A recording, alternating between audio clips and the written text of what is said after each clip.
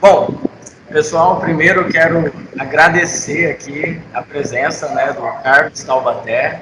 Quero agradecer em nome da Coordenação de Cultura e Vivência da Universidade Federal de Mato Grosso por você estar disponibilizando esse tempo para a gente, para bater esse papo aqui, né, que vai ser tão bom para a comunidade artística quanto para a comunidade em geral. O Carlos, ele é formado em composição e regência pela Faculdade de Artes Alcântara Machado, correto? São Paulo. Exato. E além do coral do Tribunal de Contas do Estado, Carlos também está à frente do Coral Municipal de Cuiabá, do Coral da Assembleia Legislativa de Mato Grosso e do Sistema FAMATO Senai. Certo? Exato. Há mais de 3 décadas já, né? 30 anos já como regente. E aí, uma curiosidade que surge é que a música entrou na sua vida, porque tem uma história de que você fazia engenharia. Então, como que é isso? Como que a música entra na sua vida? Bom, primeiro, olá Maurício, olá a todos aqueles que acessarem esse grande bate-papo nosso. É um prazer imenso atender esse convite, em especial pela coordenadora de Cultura e Vivência, Tânia Arruda, que é minha amiga de longuíssima, amiga do coração. É um prazer imenso atender esse convite, né? A música, respondendo a tua pergunta, a música entrou na minha vida bastante cedo, né? E de uma maneira informal. Eu, com 6 ou 7 anos, adorava ouvir a minha avó tocando violão. Ela tocava muito bem, então eu ficava prestando atenção onde ela colocava os dedos, né, no braço do violão, e quando ela abandonava o instrumento, eu ia lá e buscava repetir aquilo. Então eu aprendi de uma maneira autodidata esse instrumento, e esse foi o meu primeiro contato com a música, né? Desde pequeno, segundo relatos da minha mãe, eu já tinha uma atenção muito grande por qualquer sonoridade. Mas a música, de uma maneira organizada, entrou na minha vida com o violão informal, o violão popular, né? E aí comecei a desenvolver esse instrumento até a adolescência, e a partir desse momento, Maurício, eu comecei a nutrir em mim esse desejo de um dia me tornar músico, que me acompanhou durante toda a adolescência. Mas quando chegou na decisão, eu me formei no colégio muito cedo, com 16 anos, então era um garoto, né? Quando chegou esse momento da decisão, no início, em 81, no início dos anos 80, sem computador, sem nada, fazer música naquele tempo era muito mais difícil do que fazer hoje. Tinha-se muito menos oportunidade, muito menos espaço para o sucesso. E eu, na verdade, temi, né, abraçar essa profissão, esse desejo. E aí, então, acabei optando pela engenharia civil, que eu sempre gostei muito de matemática, que está sempre presente na música também. E acabei, foi o que me trouxe de Cuiabá. Eu vim fazer engenharia civil na Universidade Federal do Mato Grosso. E aqui eu conheci a minha história. Então esta, na verdade, é a segunda vez que eu moro aqui, né? Então, no início dos anos 80, eu vim cursar engenharia civil aqui. Foi isso. Que bacana. Bom, aqui em Cuiabá, em Mato Grosso, pelo que a gente sabe da sua história, é onde está umbilicalmente mais ligado a sua relação com a música. Mas você também teve atuação fora aqui do estado de Mato Grosso, né? Isso que você falou inicialmente, de estar ligado umbilicalmente, é a mais pura verdade, Maurício, porque foi, assim, logo nos primeiros momentos da engenharia, né, um ano e pouco, eu já percebi que não era a minha praia. Eu saquei que não era. E concomitantemente a isso, eu ingressei no coral universitário, que é regido pelo grande maestro Wilson Gavaldão de Oliveira, que hoje está na URGS, no Rio Grande do Sul, um dos maiores maestros, um dos maiores expoentes do canto coral no Brasil, né? E me apaixonei pelo canto coral, né? Me apaixonei e caí de cabeça. E aí, então, o tempo de diminuir o prazer pela engenharia e só aumentar pelo coral foi o tempo de criar coragem, abandonar a engenharia, e fiquei ainda mais 1 ano e meio me preparando aqui para o vestibular de música em São Paulo. Porque a prova específica de música ela é bastante difícil, você só ingressam músicos já prontos na faculdade, né? Músicos já completamente alfabetizados. Então eu fiquei esse 1 ano e meio aqui, inclusive sob a orientação do maestro Wilson, me preparando para ir para São Paulo. E aí, quando cheguei em São Paulo, que é essa a sua pergunta, né, da minha atuação lá em São Paulo, os anos de faculdade foram mágicos, né, foram anos mágicos. Você imagina, eu saí de Taubaté, que é a minha cidade, onde morei até os 16 anos, depois mais alguns anos de Cuiabá, e chegar em São Paulo para estudar artes. né, estudar música. E foi uma coisa absolutamente sensacional. Ter o contato não só com o universo mágico da música propriamente, mas com todo o seu contexto, né? Com o universo da produção artística de São Paulo, não só musical. Lá você tem a oportunidade, você sabe disso, de assistir semanalmente teatro, vernissagens, qualquer coisa, né? Balé, enfim. Sim. E fora isso, o convívio com pessoas altamente educadas nas artes.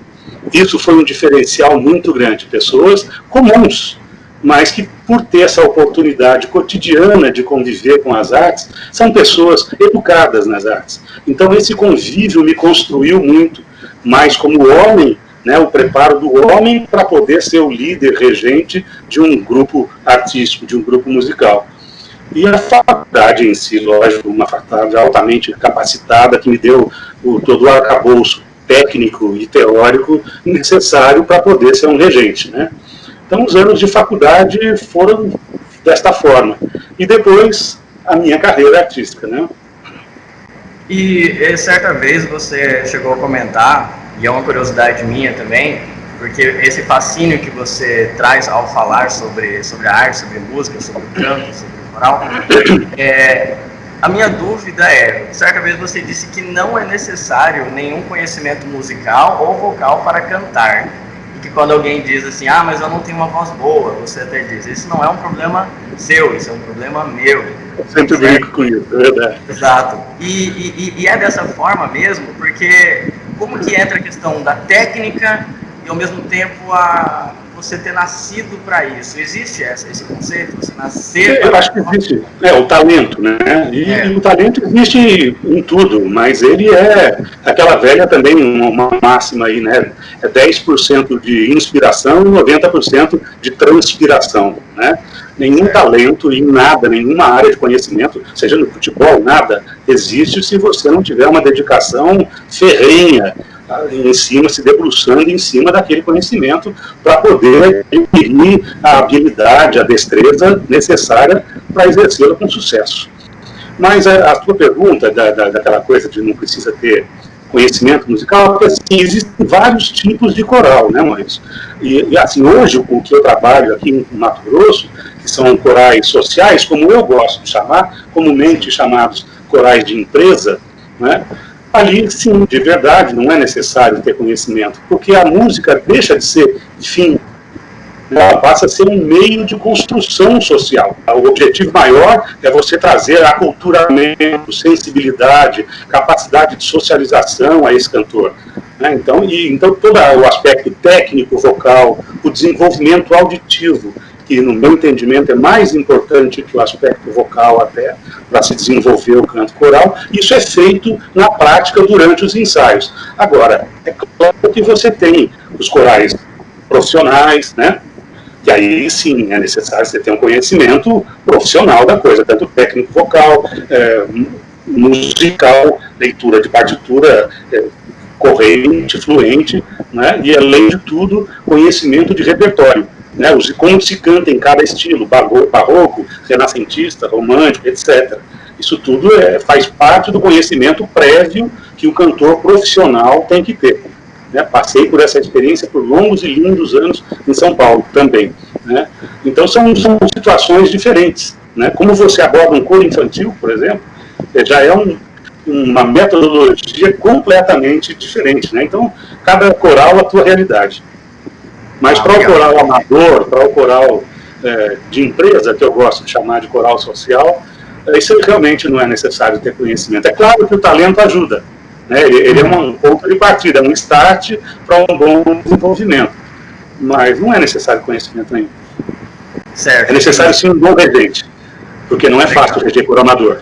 É muito mais fácil reger um coral profissional do que um coro amador. Porque o coral amador você teria que trabalhar com diversas dificuldades, né? O profissional ele já vem mais pronto, digamos assim. É passo a passo, né? Uma coisa assim, tirar leite de pedra, como todo mundo diz, né? Entendi. É isso aí. Bom, você falou justamente sobre a questão do coral social. E foi, assim, uma escolha difícil optar pelo coral social em detrimento de uma carreira mais focada na música puramente artística? Ah, foi sim, Maurício, não posso negar, né? Em São Paulo, os anos que eu passei lá, você imagina, eu me formei em 93, em novembro, em dezembro teve o teste de seleção para o Teatro Municipal e eu passei. Ou seja, eu dormi estudante e acordei cantor do Teatro Municipal. Olha que choque que foi.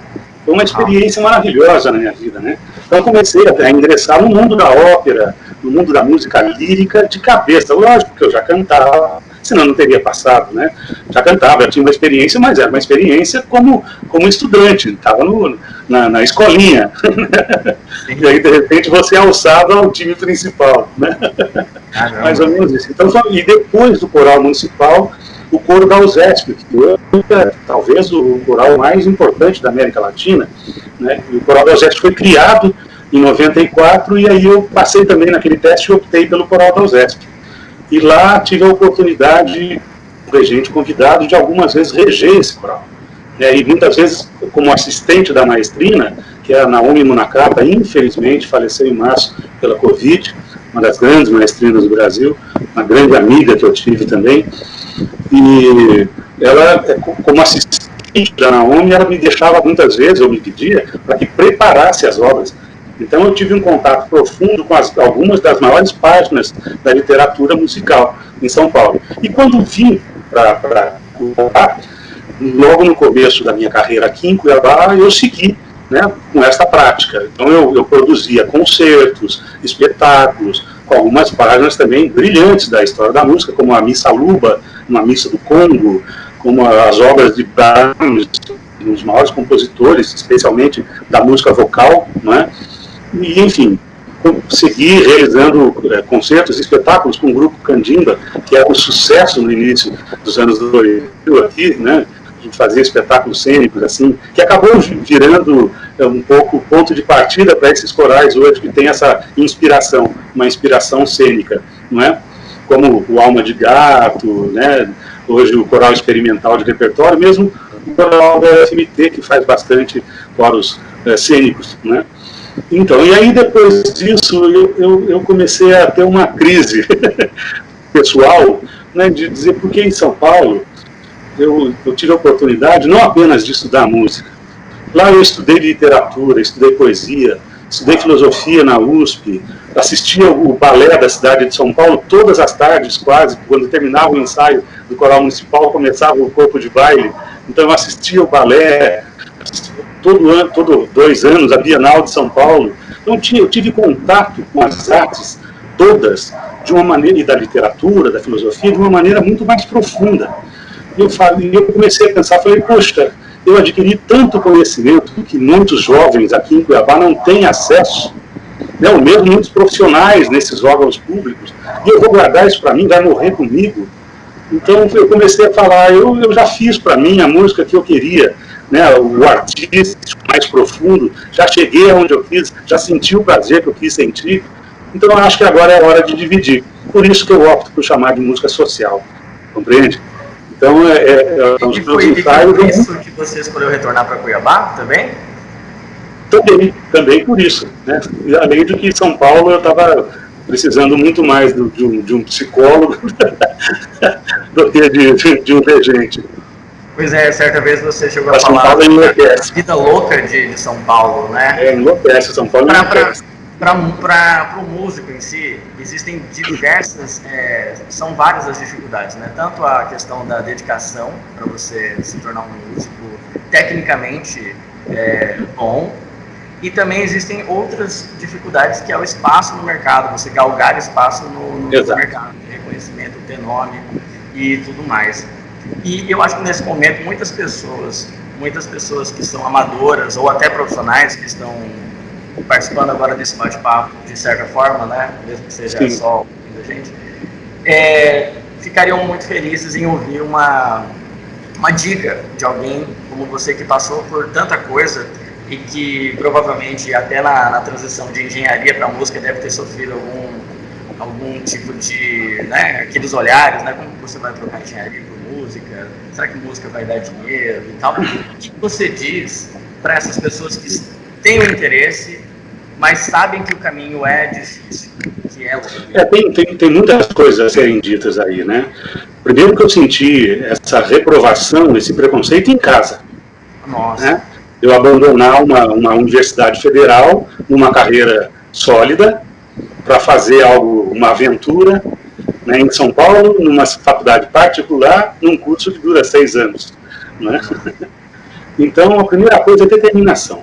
Né? Eu estava absolutamente determinado em tudo na vida. Se você não tem atitude, não tem sucesso. Em nada, absolutamente nada. A segunda coisa que eu acho que quando eu cheguei em São Paulo, como eu te disse, esse encantamento que São Paulo provoca, e não só São Paulo, o universo mágico da música. Eu me percebi encantado, deslumbrado pela música, né? E eu sempre fui muito pragmático nas minhas coisas, assim como é isso que eu estou contando da passagem da engenharia para a música, né? Eu falei, se eu não tiver foco, eu vou me dispersar e eu vou querer abraçar o mundo com as mãos, vou querer fazer tudo ao mesmo tempo e não vou ser nada. Vou ser que nem o pato, né? Que não nada direito, não voa direito, não anda direito. Não é? Então, eu falei, o meu barato é a regência coral.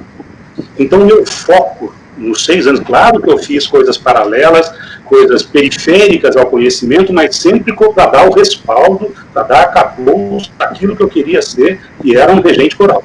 Né? Então, por exemplo, nos anos de faculdade, eu procurei cantar no maior número de corais possível. Que São Paulo oferece essa oportunidade. Então, a cada ano eu cantava em 2 corais, e mudava. Por que mudava, se estava dando certo? Porque eu queria conhecer o maior número de regentes. E de cada regente eu pescava, pô, isso aqui me interessa, isso aqui cabe em mim, isso aqui fala comigo.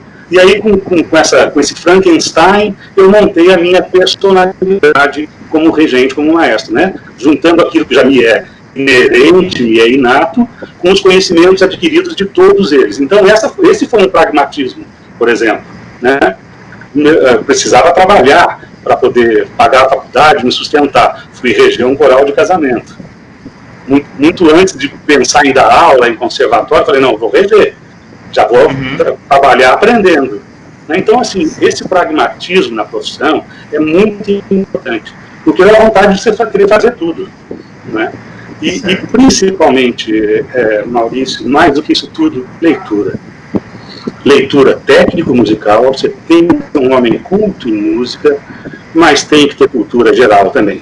Eu acho que filosofia, as outras artes, né, cinema, tudo que envolve, se você não tiver esse conhecimento para poder traduzir isso na sua música, por isso que eu digo, os meus ensaios com os corais de empresa, eles são absolutamente diferenciados. Eu faço cruzamentos com as outras artes. Né? No final dos ensaios, sempre um cantor lê um poema e passa a bola para um outro cantor, que eu não tenho a ilusão de que ao ler um poema ele vai gostar da literatura. Mas quando chegar a vez dele ter que ler, e ele nunca leu, ele vai ter que ler alguns.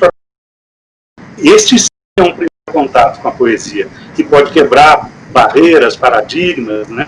E a partir daí ele começar a perder o medo do livro, o medo da leitura. Né? Então, dessa maneira eu entendo. Acho que, então, para quem está começando, determinação, pragmatismo, objetividade, foco, né? E um aculturamento, uma ampliação do seu leque de conhecimentos. Aí você tem mais chance no mercado de trabalho. Legal, então tem que ter foco, mas tem que ter a visão periférica, né? Você não claro, sem dúvida. Naquela área. Bitolado, né? Só sei fazer isso, não existe também, né? Legal. Multidisciplinaridade, né? Tem que ser múltiplo hoje em dia, né? Principalmente depois do advento da internet, né, Maurício? Onde a criançada toda, com 7, 8 anos, tem acesso a informações que eu com essa idade não tinha. Nessa idade eu só jogava a bola no campinho, e muito mal, por sinal. Então, né, naquele tempo, as crianças eram absolutamente incultas. Hoje não, a criança tem todo mundo Google o tempo todo. Né? Então, se você não buscar esse conhecimento, você que pretende ser um líder de grupos, um grupo artístico que pensa, que sente, você está perdido. Você vai ser incapaz de E ainda tem que manter a sensibilidade, né? Porque no meio disso tudo não é possível você dar conta de toda essa gama de informação, sendo um líder, sendo uma pessoa de pulso, mas não pode perder a sensibilidade, né? Também. Isso não pode perder a sensibilidade para tudo. Todos comentam você. Sua característica, uma delas é a sensibilidade, né? Que é muito bem comentada também. É importante, né? Eu acho que você não pode perder a sensibilidade para tudo. Toda a sua criticidade sobre o mundo, sobre qualquer circunstância, no momento em que você perde a sensibilidade sobre aquilo, você perdeu a capacidade crítica. Você perdeu a capacidade de enxergar profundamente. Você perdeu a capacidade de ser empático com aquilo. Não é? Então, a sensibilidade é qualidade sine qua non, né? Qualidade inequívoca. Mas no líder, como você está falando, tem que ser uma qualidade master, né? Vamos dizer assim, uma qualidade que tem que estar inerente em todas as suas atitudes. Você não tem que olhar o cantor apenas como um reprodutor de som, de notas musicais. Tem uma pessoa ali dentro, né? E cada um é diferente. Um coral é uma salada de frutas. Né? Tem gente de tudo quanto é tipo, de tudo quanto é lugar, com todas as formações, né? Com personalidades diversas, e você tem que fazer disso uma coisa coesa, um conjunto. Então, tem que ter um aspecto psicólogo também, psicologia de grupo. Você, Carlos, deu aula também, né? Porque a sua personalidade como regente, como pessoa, é muito assim, parecida de um educador, né? Alguém que está ali sempre para somar, para agregar, e é uma característica muito bacana que os professores têm. E queria que se você pudesse comentar como que foi esse período e como que ele influencia até hoje na sua vida, esse período de docência. A docência é uma vocação, né? Uma prova de amor, antes de mais nada. Eu comecei em São Paulo lecionando em conservatório, no tempo de faculdade, ainda até para poder pagar a faculdade, tudo. Aí, quando me formei, comecei a dar aula numa universidade de música, e foi uma experiência maluca, né? Super. Você ter esse contato com o preparo de uma aula acadêmica e a humildade de perceber onde você errou e reconquistar, refazer e tudo mais. E depois disso eu vim para Cuiabá. O que me trouxe a Cuiabá de volta, a possibilidade de vir, né? O desejo já existia, mas a possibilidade de voltar foi que abriu o teste de seleção a professor substituto na Faculdade de Música da UFMT. Então, aí eu consegui 1 ou 2 corais para reger também, para completar o orçamento, né? E aí, então, vim para Cuiabá para lecionar na UFMT. E passei 2 anos lecionando lá. Foi uma experiência incrível, né? Até hoje eu tenho isso, foi em 97, 98, 99. E eu tenho até hoje uma relação profunda com muitos dos alunos que eu tive nesse momento. Né? Se tornaram amigos profundos. E aí, depois disso, eu passei a lecionar cursos de regência com prazo determinado, assim, às vezes por módulo, pela SEDUC, pela Secretaria de Estado de Cultura, né, para tentar formar, porque não tinha ainda faculdade de regência. Eu tentei, por muito tempo, lutando com governos estaduais, né, e sempre recebendo negativas, mas assim, conseguindo entrevistas com o próprio governador, né, olho no olho, trazendo projetos elaborados, bem elaborados, mas nunca houve interesse do Estado de criar um bacharelado, uma escola de música. Então, hoje, a UFMT tem, né, de alguns anos para cá, um bacharelado em regência, perdão. Então, eu fazia esses cursos na intenção de poder criar, formar, porque os regentes que regiam corais em Cuiabá tinham uma formação completamente intuitiva. Em geral, era aquele bom cantor do coral que se destacava, e o regente começava a colocar como assistente, né? Ele pegava um coralzinho dele para experimentar, para começar a reger, em geral imitando os gestos daquele regente, que era a única referência que ele tinha, cantando o repertório dele, né? Então, assim, com muito pouca autonomia, com muito pouca personalidade e, sobretudo, com muito pouco conhecimento musical. Eu falei, não, se eu tenho essa oportunidade, vamos formar, dar um pouco mais de capacitação para essas pessoas no estado, né? Mas hoje então, em dia, como que você vê a música lecionada praticada em Mato Grosso hoje? Você acha que tá caminhando ou ainda está muito aquém? Nos 23 anos que eu estou aqui, Maurício, cresceu demais. Eu acho que cresceu muito. Cresceu primeiro, na universidade, na UFMT. Quando eu cheguei aqui, que era o governo de Fernando Henrique Cardoso, não havia concurso para professor no país inteiro para área nenhuma. Ficaram anos de congelamento, né, de vaga para professor. Então, as universidades foram sucateando o corpo docente. Então, os professores se aposentavam, faleciam, infelizmente, acontecia qualquer coisa, saíam das universidades e aí eram substituídos por professores substitutos, né? E tinham vínculo com a universidade, era uma coisa passageira, quando estava começando a pegar gosto pela coisa, tinha que sair, né? Muitas vezes com formação mais modesta do que um professor concursado, que entra com mestrado, doutorado, etc.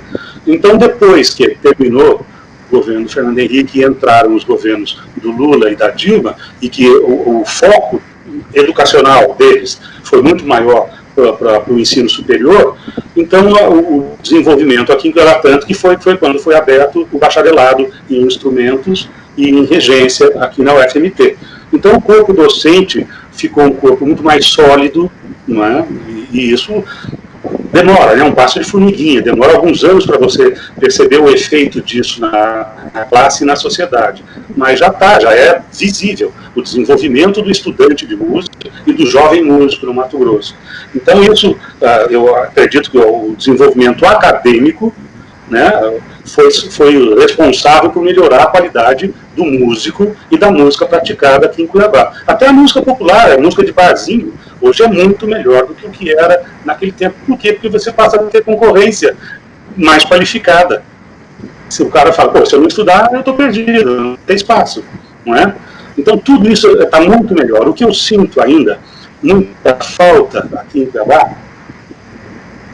é uma coisa que eu creio que há de levar muitos anos, que é o isolamento, né? A distância que nós temos dos grandes centros e o vício do Brasil de produzir quase tudo nos grandes centros, no eixo Rio-São Paulo e, eventualmente, Curitiba, Belo Horizonte, Porto Alegre, né? Então, nós ficamos à margem dos acontecimentos. Muito poucas peças de teatro, shows de qualidade, concertos de qualidade, né?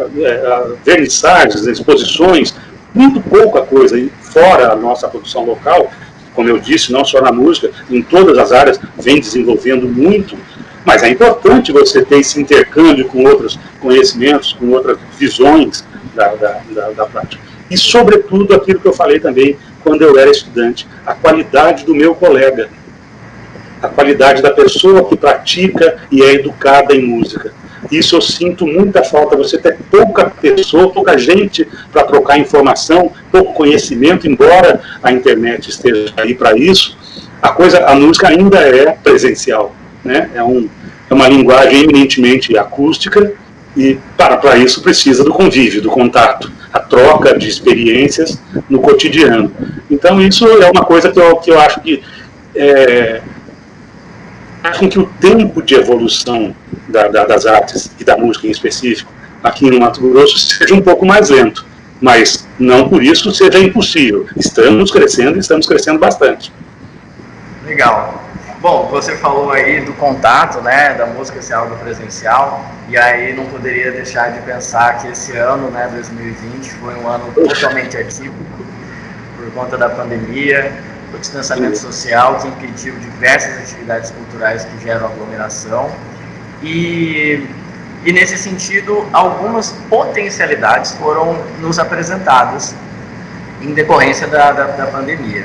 A gente sabe que é uma tragédia, mas também foi um momento de aprendizado, para a gente se reinventar, aprender um pouco mais sobre as possibilidades que a internet oferece, tanto que muitos projetos acabaram nascendo, né, em decorrência da pandemia. Exato. Queria que você comentasse se nesse ano o Tribunal de Contas, você como regente, vocês chegaram a fazer alguma coisa pensando nesse momento de pandemia, por conta do distanciamento. Exato. A primeira coisa que eu queria refletir aqui um pouco, né, discordar um pouco do que as pessoas dizem de ser um ano perdido. Justamente pelo que você disse, um ano de aprendizado jamais pode ser um ano perdido, né? Foi um ano diferente dos outros, um ano difícil, sem dúvida, um ano sofrido, com muitas perdas de entes queridos, etc., mas um ano também de muita reflexão, de introspecção e crescimento. Então, eu não concordo que seja um ano perdido. E, por conta do isolamento social, mais uma vez recorremos às ferramentas eletrônicas. Né? E, além disso, as redes sociais, eu acho que muito mais do que permitiram a gente dar continuidade ao nosso labor profissional, mas eu acho que foram também responsáveis muito importantes para a saúde mental das pessoas, né? Fico imaginando se não houvesse internet e a gente ter que passar 5, 6 meses trancado sozinho em casa conversando com barata. Não ia ser muito mais difícil, muito mais desafiador. Você consegue ter pelo menos um contato virtual, mas um contato afetivo com as pessoas, com seus entes queridos e com o mundo lá fora, né? Então isso eu acho fundamental. E aí, na prática, no objetivo, na prática musical, sim. Então, com a ferramenta do Zoom, a gente conseguiu fazer aulas virtuais, ensaios virtuais, e com as gravações individuais, que aí todo mundo confunde, não é o Zoom, né? Você monta uma tela com gravações individuais, com cada um na sua janelinha, mas cada um grava na sua casa. Qual é o método que, pelo menos como eu desenvolvi no Tribunal de Contas, depois de escolher a música, eu trabalhei em conjunto com o Pineto Bonilha, né, que é um grande técnico de estudo, dono de maiores estudos, um precursor, né, dessa área de conhecimento aqui no Mato Grosso, 30 anos trabalhando nisso aqui, e um grande amigo que eu tenho. E por coincidência, por uma sorte muito feliz, também servidor do Tribunal de Contas. Aí eu falei, pô, vamos fazer essa dobradinha aí, né? E ele tocou de pronto, né? Foi super bacana. Então escolhemos a música do Renato Russo, passei para ele o meu arranjo coral que eu fiz, e em cima disso ele fez a trilha, né? A guia, como a gente chama, que é o violão, o sintetizador, a flauta que ele colocou ali no fundo. Aí, uma vez isso feito, eu transmiti, distribuí para todos os cantores. Então, cada um com a guia passaram a ensaiar a linha melódica. Aí também passei eu as vozes masculinas, e a Yasmin Medeiros, que é professora de canto, minha parceira também há muitos anos, ela gravou as vozes femininas. Então, eles receberam a guia e a sua linha melódica para estudar, para ensaiar. E dei um prazo para eles estudar. E depois disso, eles me enviaram a sua gravação, né? E depois que enviaram a sua gravação, aí foi o nosso trabalho, de novo, meu e Pineto, para fazer edição, mixagem e o resultado final. Então é um trabalho hercúleo, né? Nós levamos quase 2 meses fazendo esse trabalho. Mixar 20 é para gravar um CD, né? Aliás, é mais difícil de gravar um CD, porque a parte de áudio é uma coisa, e você ali tem que sincronizar também as imagens. Quando você corrige um tempo no áudio, desincroniza na imagem. Então é muito mais difícil que gravar um CD. Mas foi um prazer imenso, Maurício. Isso revitalizou, revigorou o prazer dos cantores, né? Você percebe até pelo grupo de WhatsApp, né? Eles ficaram falando e estão falando até hoje em profusão lá no grupo. Esses grupinhos ficaram meio mortinhos e tal, eu tentando levantar, e esse trabalho foi maravilhoso. Mas isso só foi possível pela competência, pela presença do Pineto Bonilha também, né? Legal, bacana também você dividir, né, os louros, né, com os demais, muito legal. Carlos... Aproveitando nisso, Maurício, não adiantava nada eu ter conhecimento musical, o Pineto ter esse conhecimento de eletrônica e de estúdio, se esses cantores não vestissem a camisa e não fossem competentes como são, né? Aquele vídeo e o som do coral do Tribunal de Contas são aqueles cantores, antes de mais nada. Que legal. E a gente até convida para, né, ao final desse bate-papo, assistir, né? A gente vai colocar o link aqui embaixo para a galera prestigiar. Isso aí. Bom, Carlos, para a gente fazer um fechamento bacana aqui, queria saber se você topa comentar para a gente uma pergunta assim, daquelas, né, arrebatadoras. O que é a música e qual é a importância da arte na vida das pessoas, na sua visão? Que bacana, hein? Você é amigo. Pergunta de amigo. A música, para mim, é difícil dizer isso, né? Uma coisa. Mas eu que trabalho com a música vocal, a música para mim é o som da alma, Maurício. É o som que cada um traz dentro de si e expressa dessa forma. A gente percebe isso de uma maneira tão nítida. Uma pessoa mais tímida tem a sua voz mais presa, mais contida. E com o passar do tempo, com a vivência coral, essa voz vem se soltando assim como ele. Uma pessoa mais dura, mais rígida, com pouca flexibilidade nas coisas, nas relações interpessoais, também tem uma voz mais dura, com pouca sensualidade musical, né? E uma pessoa entristecida pela vida, que passou por dissabores e tudo mais, também traz isso como característica na sua voz. Então eu acho que a música, especialmente a música vocal, a qual me refiro e a qual me dedico, é o som da alma. Eu acho que isso expressa mais que tudo. E a necessidade da música em nossa vida é a necessidade primeira da saúde mental. Isso Nietzsche já falou isso de uma maneira muito clara, muito bonita. E a saúde mental passa pela percepção musical. Você não precisa praticar a música, você não precisa ser músico, mas você precisa sentir música. Eu tenho medo das pessoas que não ouvem música, que não gostam de música. Eu acho que alguma coisa tem aí. A música é necessário. Todo mundo tem uma trilha sonora na vida, né? Em cada momento marcante da sua vida tem uma música que é marcante, que se remete àquele momento. Então a música faz parte da nossa vida desde talvez o primeiro dia da sua existência. Quando eu me lembro quando a minha filha nasceu, aliás, antes dela nascer, ainda na concepção, na gestação, a minha ex-mulher tinha uma caixinha de música, então nós criamos o hábito de toda noite colocar 2, 3 vezes, dava corda, acabava, colocava na barriga. Quando a Vitória nasceu e foi para casa, no primeiro nhé que deu, ligou a caixinha de música, silêncio absoluto. Era um som que ela reconhecia. Que legal. Então é isso, a música faz parte da nossa vida, e a vida que não tem a música como sendo parte integrante é uma vida mais infeliz, seguramente. Com certeza. Carlos, não sei nem como agradecer a sua participação nesse bate-papo, que foi maravilhoso, foi incrível, porque a gente fez uma cronologia, tirou algumas dúvidas que também eu acho que não são minhas, mas de pessoas que têm vontade de ingressar, né? Você deu dicas maravilhosas. E fizemos esse fechamento agora, que eu acho que é inspirador e necessário. Então, em nome, novamente, da Coordenação de Cultura da Universidade Federal de Mato Grosso, nós agradecemos pela sua participação no bate-papo virtual. Maurício, eu que agradeço demais essa oportunidade imensa, primeiro, de fazer com que o público me conheça um pouco mais, né, intimamente, até na minha intimidade, na minha casa, não é? Isso para mim é uma coisa muito importante, no público que me assiste, que acompanha os meus trabalhos, a minha produção musical. E, sobretudo, a oportunidade de poder passar a minha impressão sobre música, sobre arte de uma maneira geral, como ela se insere na sociedade, que benefícios ela traz para a sociedade.